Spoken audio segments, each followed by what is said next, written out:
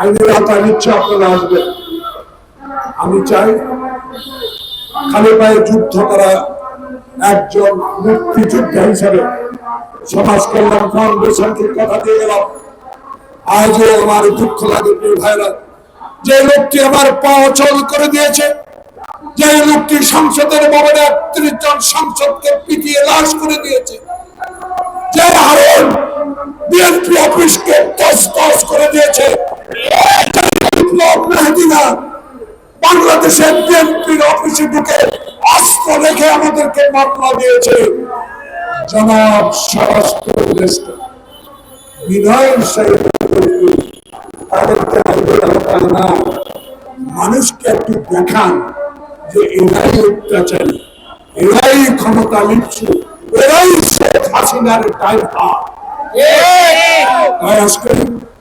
আমার এই নেতৃবৃন্দের সামনে কথা দিয়ে গেলাম, বাংলাদেশ ইনশাআল্লাহ হবে তারেক রহমানের নেতৃত্বে এমন একটি দেশ, যে দেশে গণতন্ত্র থাকবে, যে দেশে মিটিং করতে কোনো অনুমতি লাগবে না, যে দেশে মানুষ চিনির পেঁয়াজের নিত্য নৈমিত্তিক দ্রব্যমূল্যের সিন্ডিকেট তৈরি করবে না, এমন একটি সরকার আসবে বাংলাদেশে ইনশাআল্লাহ।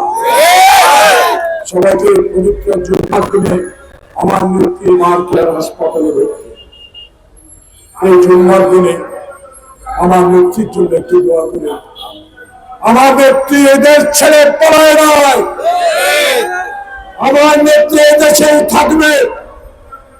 শেখ হাসিনা জেলখানায় কিছু করেছেন কিনা জানি না, মানুষ বলা শুরু করেছে আমার নেত্রীকে আপনি মেরে ফেলার ষড়যন্ত্র করেছে। রাখি আল্লাহ পারে কি আপনি নাই আমার নেত্রী এখন স্বাধীন।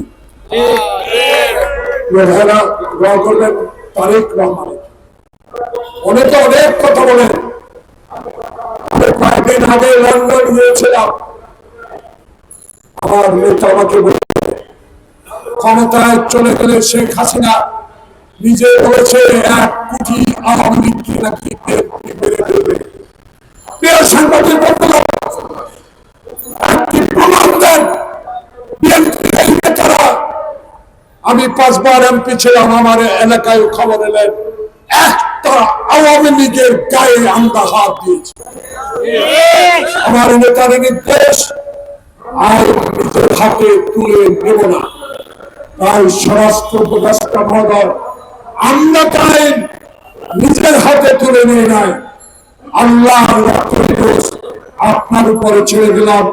আমাদেরকে একটু দেখান শেখ হাসিনাকে নিয়ে, আমাদের একটু দেখান, আমাদেরকে দেখান যে হারুন আমার একটি কিডনি অচল করে দিয়েছে, তাকে গ্রেফতার করে।